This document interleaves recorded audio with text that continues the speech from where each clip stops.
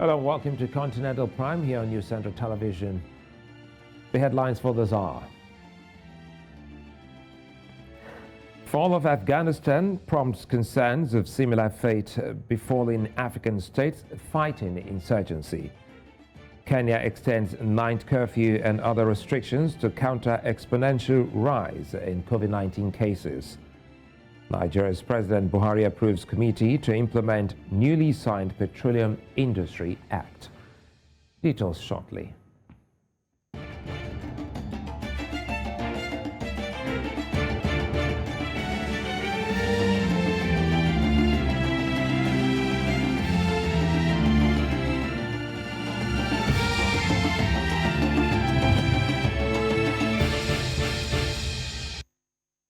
Well, for viewers across Africa and the rest of the world, this is News Central's Continental Prime. I'm Sulaiman Alede. The news continues with a look at developments in Afghanistan, which has fallen into the Taliban after the United States pulled out of the South Asian country. Now, this has raised concerns of a similar fate befalling Mali, where France has pledged a military drawdown next year. The French first intervened in Mali in 2013, beating back an advance by jihadists from the country's north. But the Islamists regrouped and spilled into central Mali and neighboring Burkina Faso and Niger, inflaming ethnic tensions along the way. Earlier, we spoke to David Awurawo, a professor of history and international relations at the University of Lagos, Nigeria, who shared his perspective on the fall of Afghanistan and its implication for Africa's fight against terrorism. Well, what they did right was to go into Afghanistan in 2001, having established that Al-Qaeda that organized the terrorist attacks on the United States on September 11, 2001, was organized and planned in Afghanistan. So the intervention to degrade, disrupt, and neutralize terrorist planning and execution in Afghanistan was what they did right. What they did wrong was to divert attention and go to Iraq in 2003. Perhaps if they had not gone to Iraq, they would have been able to use all their resources, concentrate their resources on Afghanistan and, achieve, victory, so to speak. And in which case, they would have been able to leave behind a stable democratic government, well, maybe not too stable, but at least a democratic government that would not fall like a pack of cats, like what happened in the past week, and especially on the 15th of August, that's last Sunday. And then again, the other thing they did wrong was the manner in which they have left. I don't think Biden's blaming Trump really makes sense. I say this because Biden is now in charge. In the speech he gave the other day, he admitted that much. He was not bound to, keep to the plan that Trump had put in place. And what every strategic analyst, who is serious-minded, who's perceptive, has stated is that the exit of the U.S. should have been when U.S. was in a position of strength. They could have increased their firepower, ensure that they compelled the Taliban to, accept the terms of what they were negotiating, such that by the time the U.S. will pull out, they won't pull out at the position of weakness. In West Africa, the second round of Sao Tome and Principe presidential elections has been postponed for a second time. The runoff was initially scheduled for August 8, but was postponed until August 29, and now it has been rescheduled for September 5 after a vote in Parliament. Carlos Villanova of the center-right opposition Independent Democratic Action Party led the first round of voting on July 18, with 43.3% of the vote. His opponent for the runoff is Jerome Poza de Costa of the center-left Movement for the Liberation of Sao Tome and Principe party, who scored 20.7%. Now, the trial of former Burkina Faso President Blaise Compaoré and 13 others accused of assassinating Thomas Sankara in 1987 will start on October 11. Military prosecutors in Burkina Faso's capital Ouagadougou announced the trial date, saying it would be public. Mr. Compaoré was forced into exile in 2014 after he attempted to change the law to extend his rule. He currently lives in Ivory Coast and may be tried in absentia. Sankara, often called Che Guevara of Africa, was a hugely popular leader and has become a cult figure. Commercial buses drivers in Lagos State, southwest of Nigeria, have staged a protest against the alleged extrajudicial activities of the Environmental and Special Offences Task Force in the Akonjo axis of the state. The rapid response team have been deployed to calm the situation as the protesters, including commuters, marched in solidarity.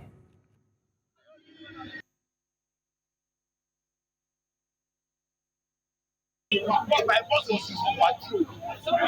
From that Thursday to Friday night. Thursday morning, 7 a.m. to Friday morning, 9:30 How much did you pay to pay? We paid the bill for the naira. I'm not saying they should not arrest, but they should just do it accordingly, sir. We can't afford to be ruled by prerogative roads, parochial roads. How can law enforcement be looking us? That is what we are demanding. The members in every society, they are lawbreakers. Once we break the law, let the law take its own course. That's what we are demanding. When filing that report, all efforts to reach the police public relations officer proved abortive.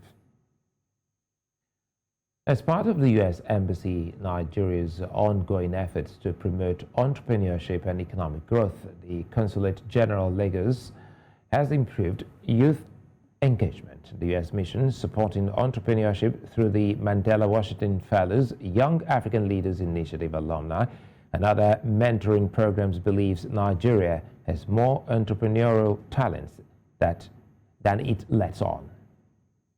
With 70% of its population under the age of 30, Nigeria must harness the strength in its youthful population. The Public Affairs section of the United States Consulate General in Lagos, Southwest Nigeria, made this call at a reception in honor of Young African Leaders Initiative alumni. Wonderful. Okay, so this event is the first time all three components of YALI alumni, Mandela Washington Fellowship, Regional Leadership Center, and the YALI Network will come together in an event organized by the consulate. YALI was created in 2010, and that was created by the U.S. government because at that time it was realized that we need to invest in the next generation of African leaders, and we need to give them the skills, the confidence, the knowledge, and the network so that they can address challenges in Africa themselves. What I'm looking at right now are the future leaders of this country. And you do so many different things, whether that's fighting COVID-19, whether that's building sustainable and an inclusive global economy, climate change.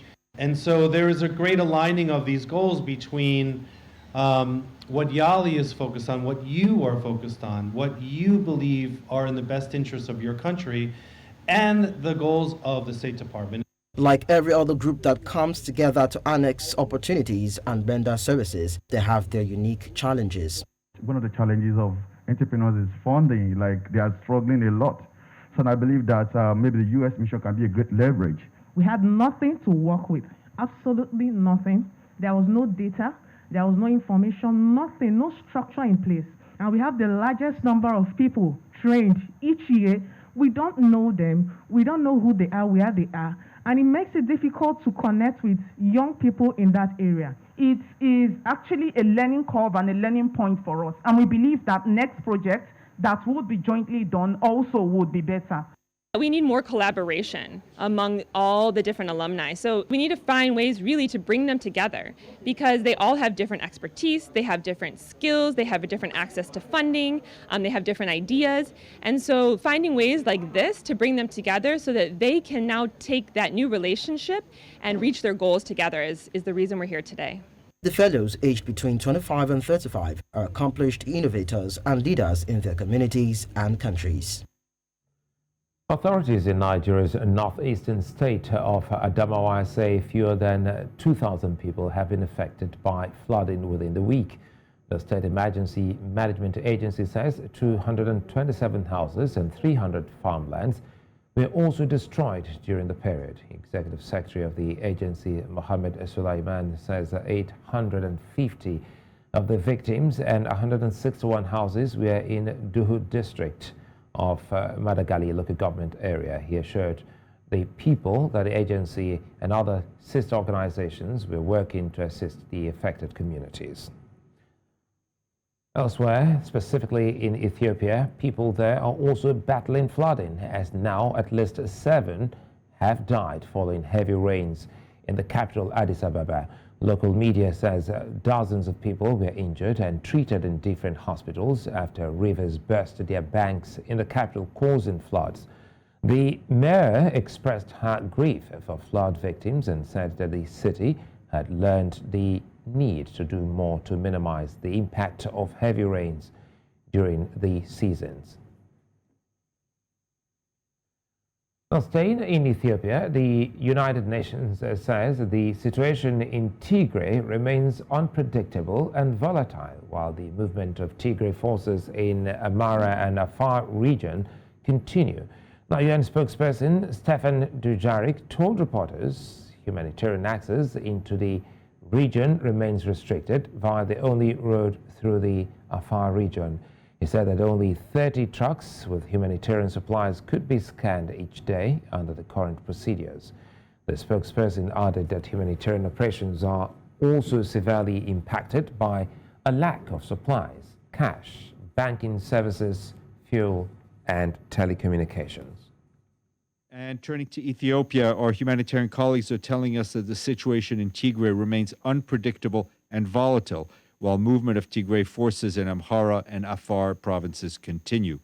Humanitarian access into the region remains restricted via the only road through Afar region, where there is insecurity, with extended delays for clearance of humanitarian supplies and intense searches of trucks at these checkpoints. Only 30 trucks with humanitarian supplies can be scanned each day under the current procedures. But as we've been telling you, we need 100 trucks of food, non-food items, and fuel needed every day to go into Tigray.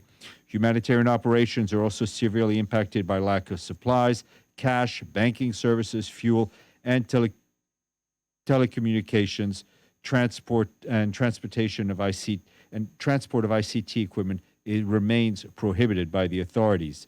We, along with our humanitarian partners, continue to stay and deliver to help meet the existing and emerging needs. As of yesterday, there are 457 UN staff, about 10 UN agencies, supporting the humanitarian response there. 29 mobile health and nutrition teams also continuing to provide essential services, reaching more than 50,000 individuals with medical consultations at 72 health facilities and 47 camps for internally displaced people across the region. In South Africa, 6 suspects have been identified following an arson attack on a school hall at Glenvester in Gauteng province. The Gauteng Department of Education says that the students are believed to have touched the school hall due to their unwillingness to sit for an examination. The students were forced to write the exam outside in the sun after the hall was touched, causing 400,000 rands worth of damage to the school infrastructure. On Wednesday, the spokesperson for the Gauteng Police, Captain Mavela Masondo, said that no arrests have been made, but adds that investigations are still ongoing. In North Africa, Egyptian President Abdel Fattah al-Sisi has extended an invitation to the Israeli Prime Minister Naftali Bennett. The Israel Prime Minister's first official visit will be since Benjamin Netanyahu met Hosni Mubarak in Cairo, that was more than 10 years ago. Mr. Bennett's office, a statement said the Egyptian intelligence minister conveyed the invitation during a meeting with the Israeli leader in Jerusalem. Israel has publicly thanked Egypt for helping mediate the ceasefire that ended the 11-day conflict with Hamas in Gaza in May. Refugee rights groups have lost a suit to prevent Spain from sending back underage migrants to Morocco from Spain's African city of Ceuta. The court said it would not uphold an earlier suspension, but warned that the repatriation policy might breach human rights. The Spanish government wants to return about 700 young Moroccans who were among thousands encouraged to cross into the city. Repatriations were supposed to start last Friday, but several of the youth mounted a challenge. Now, in Algeria, authorities say they have established with scientific and technical evidence that separatists were involved in killing a man falsely accused of starting forest fires in the province of Tizi Ouzou.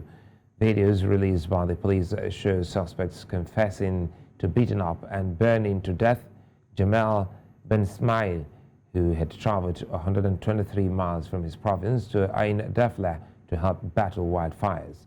Some suspects also confessed to being members of the movement for the autonomy of Kabylie, which seeks to split the Berber-speaking region from Algeria.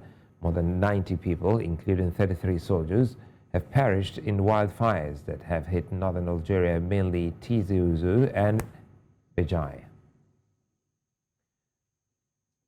Coming up in the news, the World Health Organization is unhappy with the uneven distribution of COVID-19 viruses across the world. Stay with us.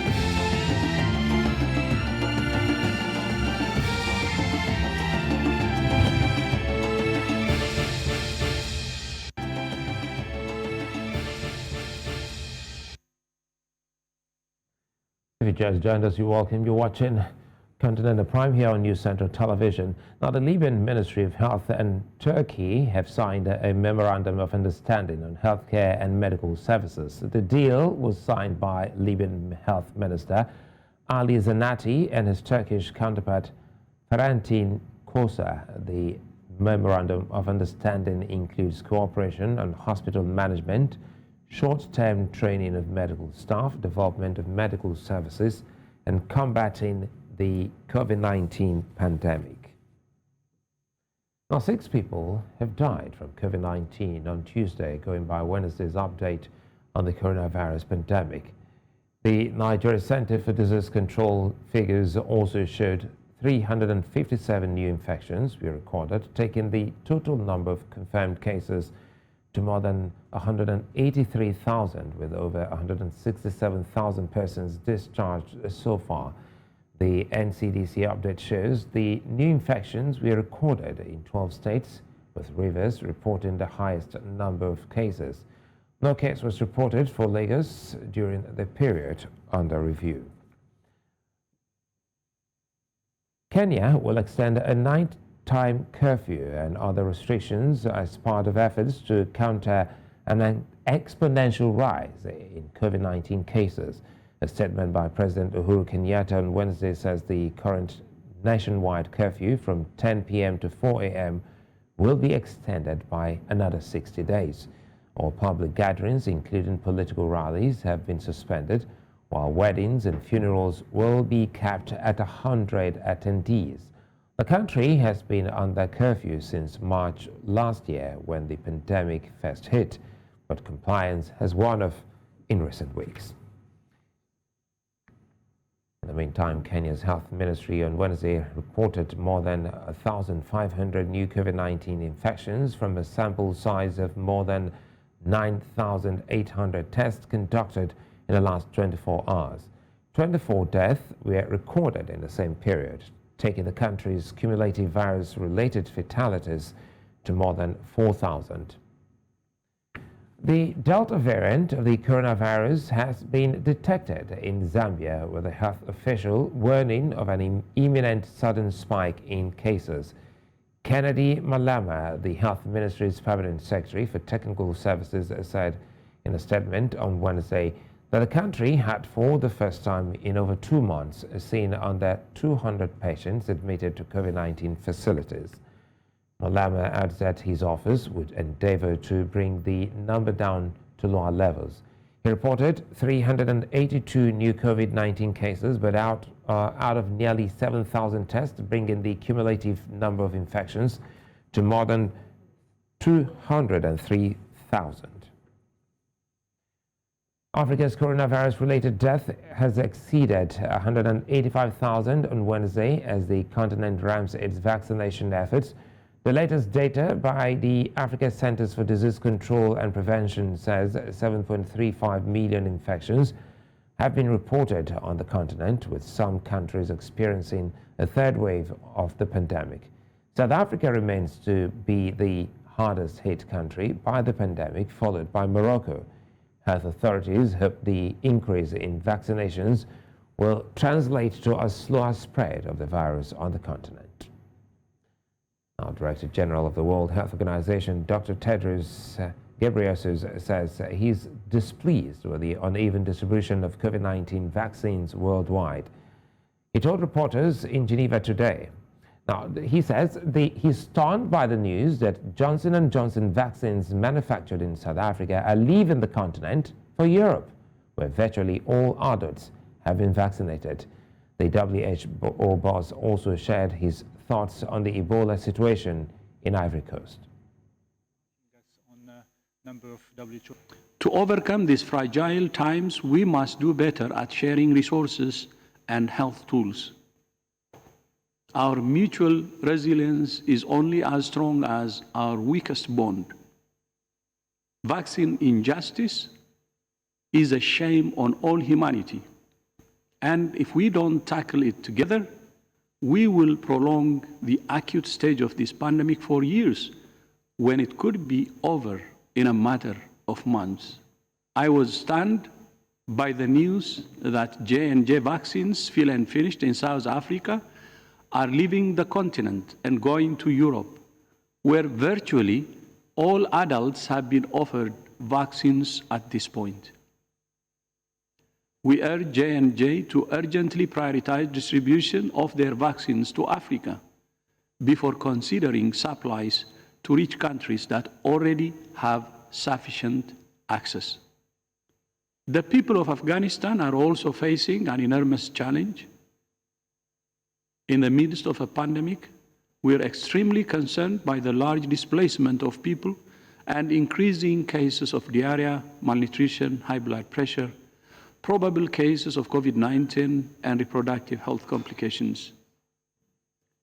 There is an immediate need to ensure sustained humanitarian access and continuity of health services across the country, with a focus on ensuring women and girls have access to female health workers.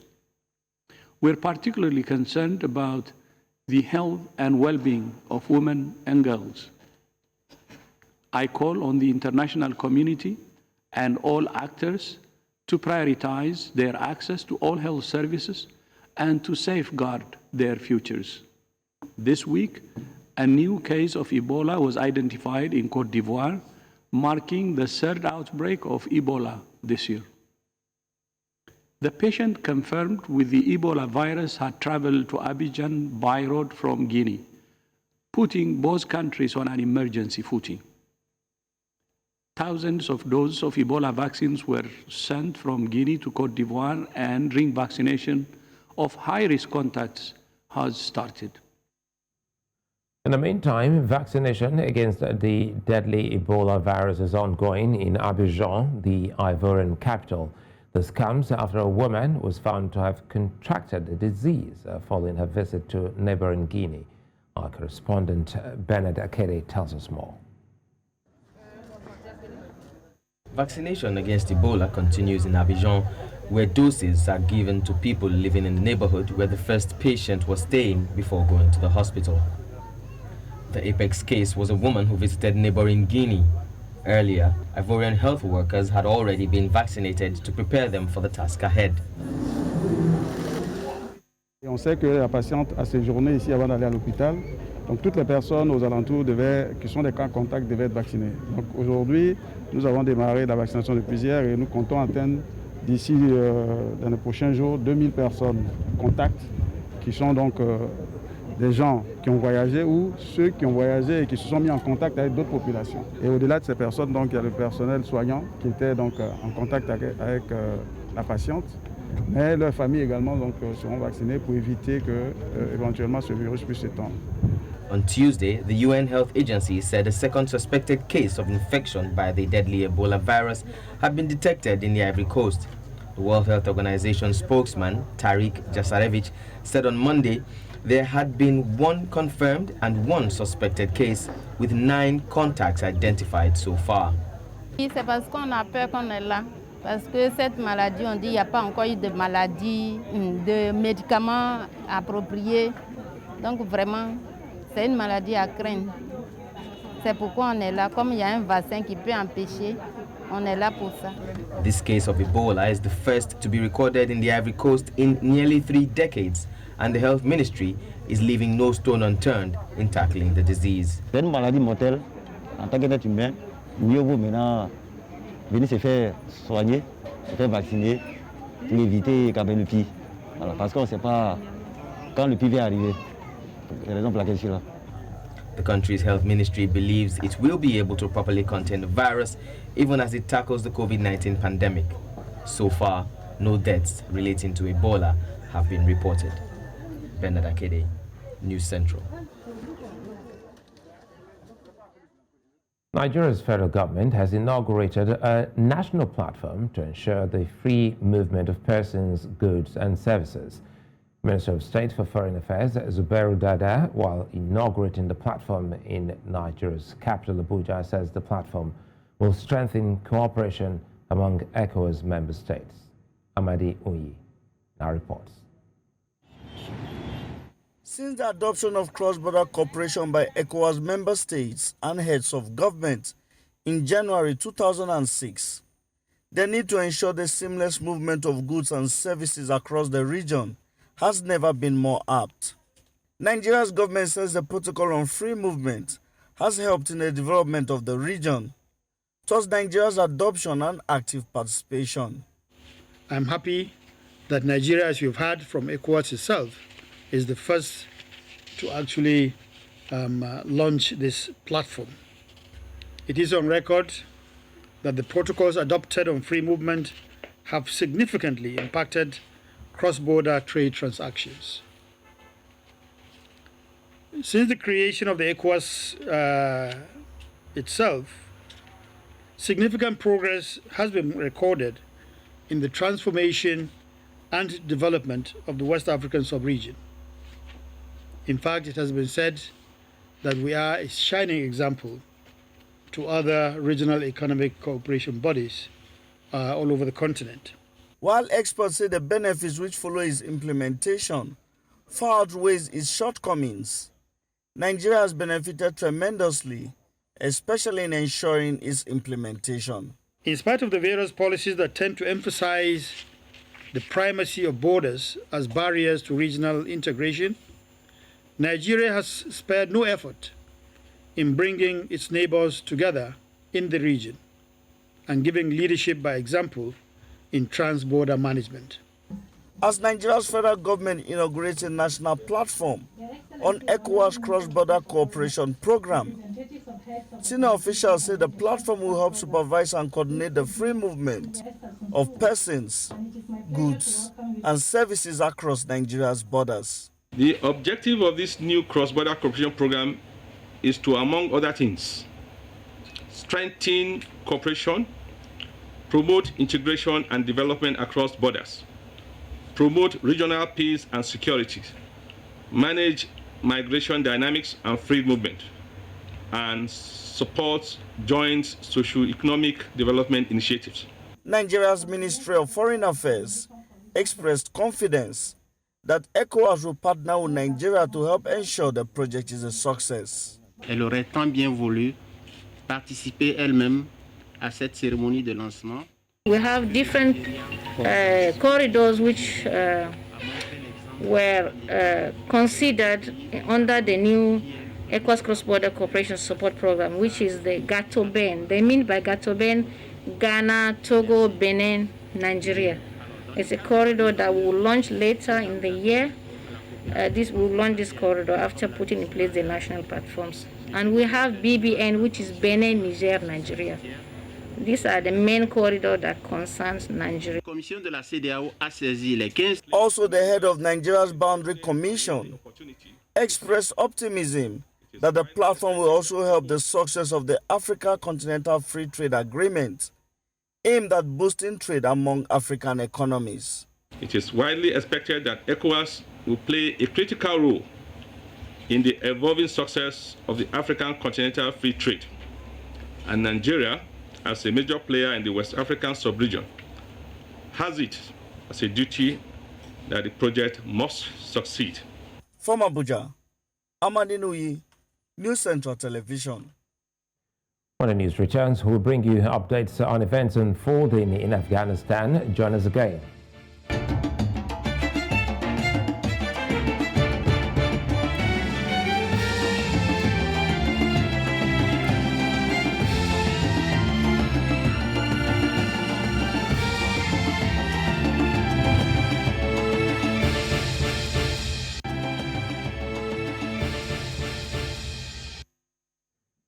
The United Nations World Food Programme has warned of a humanitarian crisis of incredible proportions unfolding in Afghanistan as top officials of the United Nations briefed the press on updates from the South Asian country. WFP's Afghanistan Country Director, Mary Ellen McGarty, says the UN agency needs $200 million to meet the needs of 14 million people facing severe hunger.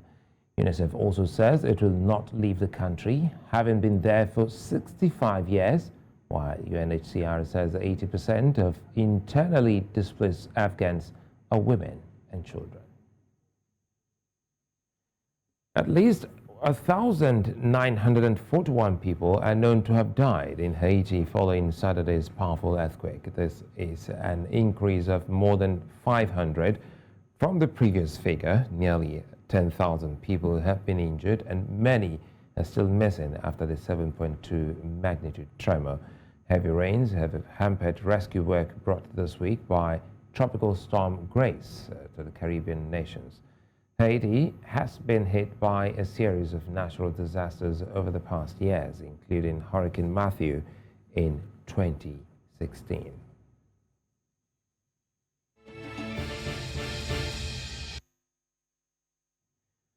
Two days after Nigeria's president signed the petroleum industry bill into law, industry experts, stakeholders and analysts have continued to share their thoughts on what to expect from the oil industry from now on and how the law, if properly implemented, will affect the public and the industry. Earlier in Village Square, I spoke to Ajuri Ngelale, who is the Senior Special Assistant to President Buhari on Public Affairs, and Olorogu Jaro Ebo, Media Advisor and Chief Executive of the Chief Executive of the NDDC. Both men shared their expectations of the new act. I think the president meant well in this bill, but somehow we lost some substantial part of the gains were lost to the oil trading that took place in the National Assembly. It's not as simple as it seems to be, because these are things that will bring so much crisis to the oil communities if these things are not well defined. Of course, NDDC, as we all know with the forensic audit, NDDC over the past several decades has not really been functioning well for the people of the Niger Delta. I know from firsthand. In as much as we are holding the international oil companies accountable with the provisions within the Petroleum Industry Act, we are equally holding the communities accountable to say, look, you have a stake now, unlike before where politicians were stealing money that you should have had. You now have a stake. So if you defend this infrastructure, your trust fund money will be there. But if you fail to, right, you can't have your cake and eat it too. You can't be vandalizing the lines to make money and then be eating from the trust fund as well. In the meantime, Nigeria's President Muhammadu Buhari has approved a committee to implement the Petroleum Industry Act he signed on Monday. Mr. Buhari approved on Wednesday, adding that Nigeria lost $50 billion in 10 years owing to uncertainty over the petroleum industry. Now, the steering committee, which has 12 months to complete its assignment, is headed by the Minister of State for Petroleum Resources, Timipre Silva.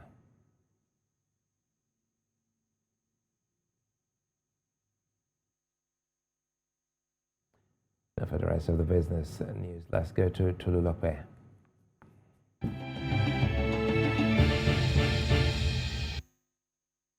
This is business on NC Continental Prime. We start in the eastern part of the continent, where the Co-op Bank of Kenya has recorded a marginal 3% increase in half-year profits to 7.4 billion Kenyan shillings compared to net earnings of 7.2 billion Kenyan shillings over a similar period last year. This comes as the lender made huge provisions for loan losses, with net non-performing loans rising sharply from 15.6 billion Kenyan shillings in the first half of 2020 to 18.6 billion Kenyan shillings at the end of the first 6 months of this year.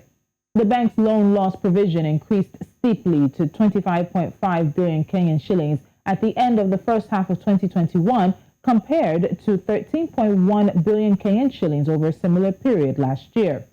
According to the group's unaudited financial statements for the half-year period ending June 30th, 2021, gross non-performing loans increased to 50.8 billion Kenyan shillings in the first half of this year compared to 34.3 billion Kenyan shillings at the same time in 2020. JP Morgan Chase & Co. has announced that it is launching a $20 million fund for black-owned enterprises in South Africa. This is a sign that global investment banks are still betting on the country despite its pale economic growth in recent years. The fund was launched in partnership with South Africa's Department of Trade, Industry and Competition.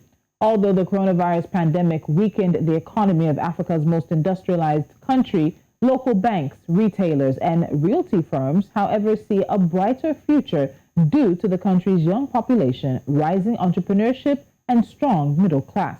JP Morgan says the 300 million rand fund, which is accompanied by a grant of 40 million rand, will be dispersed as short-term loans with a duration of about 3 to 4 months and long-term loans with a duration of 2 to 5 years.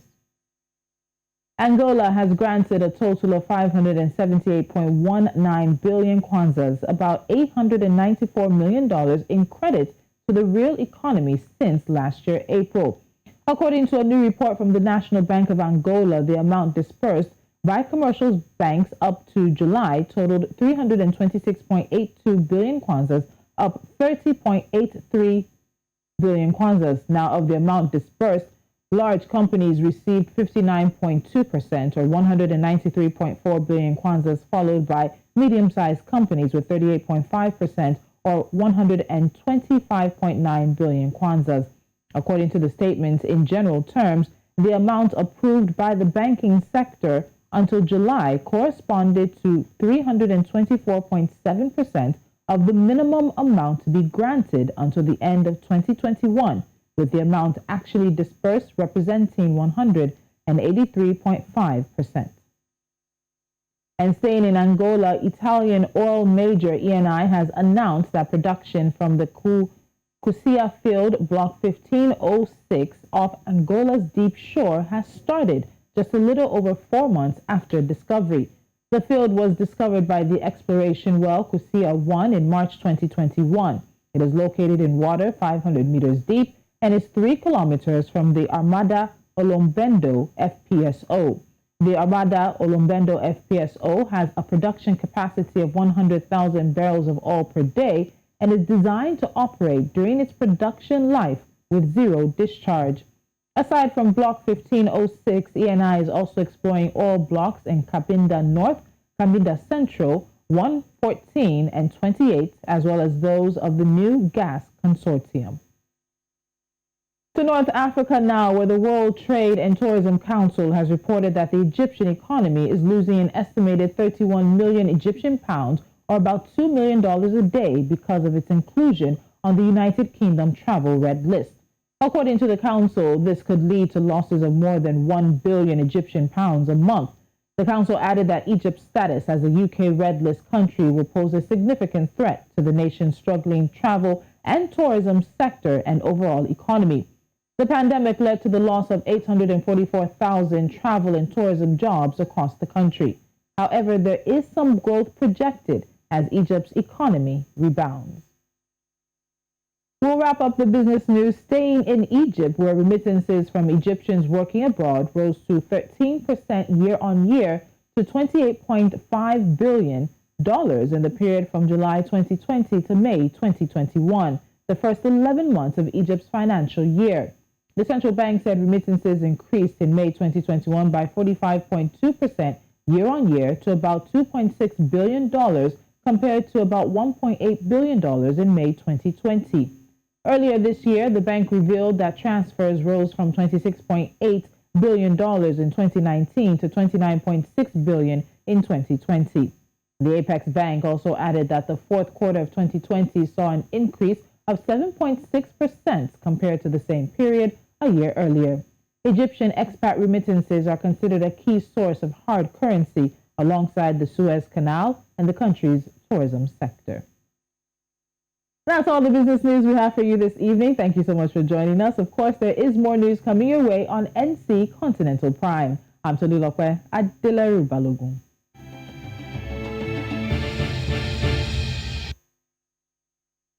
Let's now join Seun Bankole and the digital team for the latest trending stories on social media.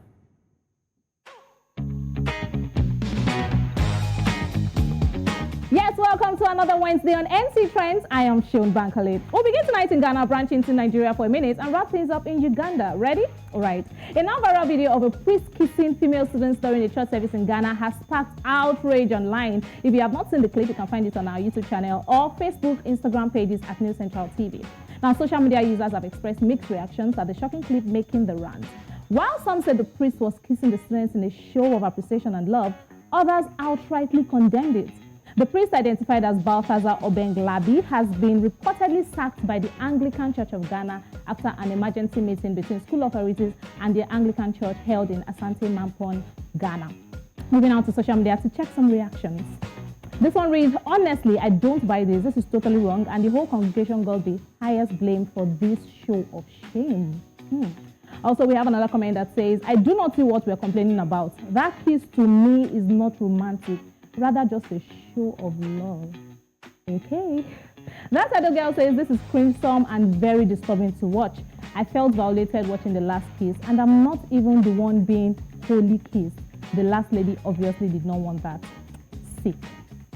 In Nigeria, Central Bank Governor Godwin Emefiele has come under fire for approving a lawsuit against some investment and trading platforms that Nigerians engage to transact business online. That is RiceVest Technologies Limited, Bamboo Systems, Chaka Technologies, CTL, and Trove Technologies Limited.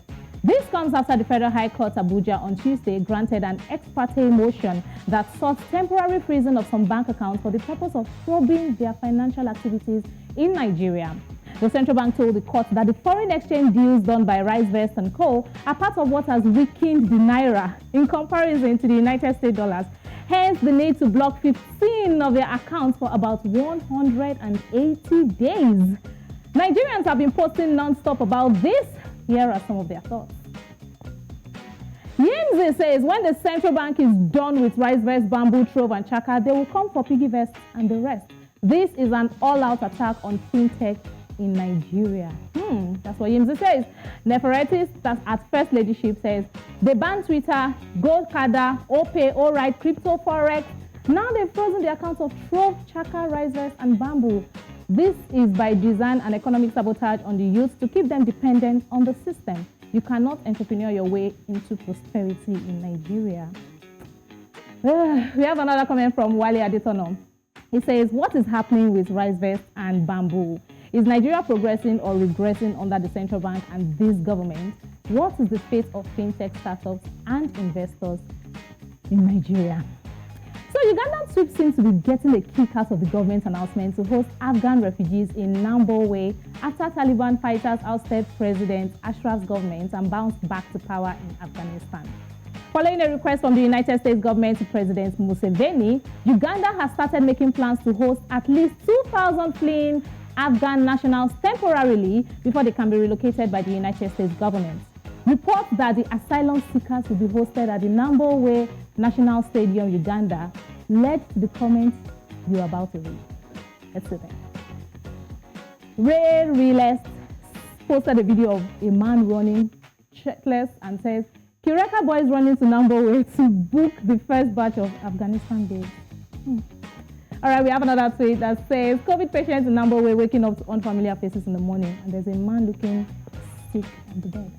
Finally, there's this comment from Mr. Wad, who says, I want to volunteer as a Nambowe stadium cleaner for the next 2 months. Where do I apply? Now, this is where we wrap things up tonight on NC Trends. Do well to follow us across social media at New Central TV. Thank you for watching. I'm Shane Bankole.